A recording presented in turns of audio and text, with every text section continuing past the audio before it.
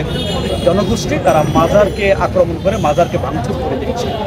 তা আমাদের কথা হচ্ছে, আমাদের দাবি হচ্ছে যে মাজার বিশ্বাসী এরা নিরপেক্ষ এবং এরা শান্তিতে বিশ্বাসী। সবচেয়ে সবরকারী হচ্ছে মাজার দর্শনে যারা বিশ্বাস করে তারা সবচেয়ে সবরকারী।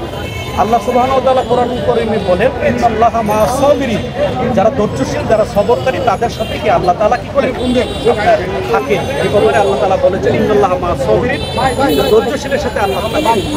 এবং এই ধরনের সবরকারী শান্তিপ্রিয় মানুষ মাজারে বিশ্বাসী, আহলে বাইতে বিশ্বাসী। এই ধরনের আহলে বাইতে বিশ্বাসীদেরকে করার জন্য আপনারা আমাদের অনুষ্ঠানে আলোচনা অনেক বক্তা রয়েছেন যারা আলোচনা করবেন, আপনারা সবাই একটু দয়া করে অবস্থান গ্রহণ করুন। আপনি সংক্ষিপ্তভাবে আমাদের মিডিয়া ভাইদেরকে অনুরোধ করতে যদি আপনারা মঞ্চে সবাই সামনে আসেন, আমাদের অনুষ্ঠান হচ্ছে মাজারের যদি কোনো ধরনের অপকর্ম সবাই সামনে আসেন, সবাই এদিকে আসেন, আইনের হাতে তুলে দেন।